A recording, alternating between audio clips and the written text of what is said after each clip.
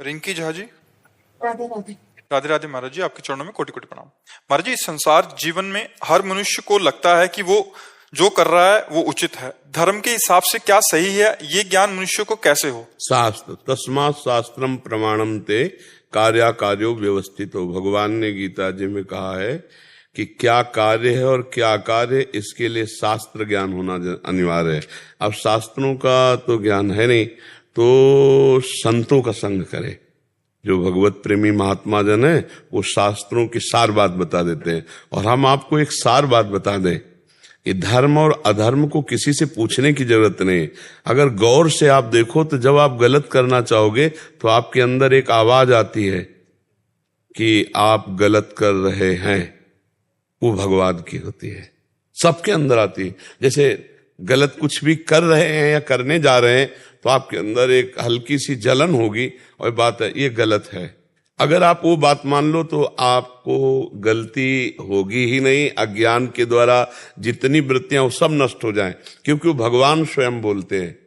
सबको ऐसा अनुभव होता है ना, जब हम कोई भी छोटी सी छोटी गलती करने जा रहे होंगे, हमें पता हो या ना पता हो, तो हमारे अंदर से एक आवाज आती है, क्योंकि हृदय में भगवान बैठे हैं, ये गलत है, फंस जाओगे, दुख भोगोगे, ये बहुत गलत है। लेकिन मन बहुत प्रबल होता है, कहता है कुछ नहीं। बिल्कुल सही बोल रहे हैं महाराज। हाँ, मन वो कहता है ना कि नहीं नहीं कुछ नहीं होने वाला है। और फिर जब फंस जाता है तब कहता है यार मेरे अंदर बात आई थी कि यार ना करो, पर मैं माना नहीं वैसा।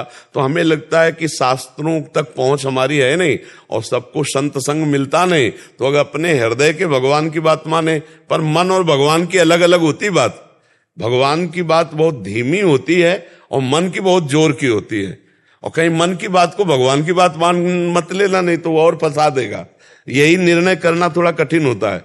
वो सूक्ष्म आवाज एक होती है, बहुत धीमी, गलत दिशा में जा रहे हो, पर मन आपको बढ़ाता ले। अगर वहीं रुक जाए तो फिर जीत गया। पर 100 में हमें लगता है एक ही कोई अगर सुन पाए और जान पाए और मान पाए, नहीं तो सब प्रवाह में बहते रहते हैं और अंदर से भगवान बोलते रहते, कोई नहीं सुनता है। और अगर उनकी बात सुन ले तो और ज्ञान जानने की जरूरत नहीं, अंदर ही तुम्हारे सारा ज्ञान है। वो अपने आप एक बात मान लोगे तो 2 बात मानने की सामर्थ्य आ जाएगी, 2 बात मान लोगे तो 100 बात मानने की सामर्थ्य आ जाएगी, और एक बात की अवहेलना करोगे तो सब बातों की अवहेलना होती चली जा रही। हम लोग अवहेलना वाली लाइन में खड़े हैं, मानने वाली लाइन में नहीं खड़े। तो अब फिर इसके लिए हमें बाहर जाना पड़ता है। अंदर के भगवान की बात ना माने तो फिर शास्त्र की बात और संतों की बात, यार संत कह रहे नरक भोगना पड़ेगा और बार बार कह रहे थे तो हमको डरना चाहिए, हम मान ले। मन की बात माने तो नरक पहुंचा दे। ये ऐसा गलत सहयोगी हमारा है सहयोगी हमारा, सहयोगी है। क्योंकि अगर वो सहयोग ना करता तो यहां भी नहीं आते। अब सहयोग कर रहा है वो, अगर सही सहयोग ना करे तो यहां नहीं आप बैठते।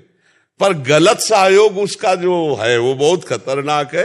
गलत बात पे उसका विरोध करना अपने लोगों को सीखना चाहिए। सही 100 में ऐसा नहीं कि 100% वो केवल गलत ही सलाह देता है, बढ़िया भी सलाह देता है।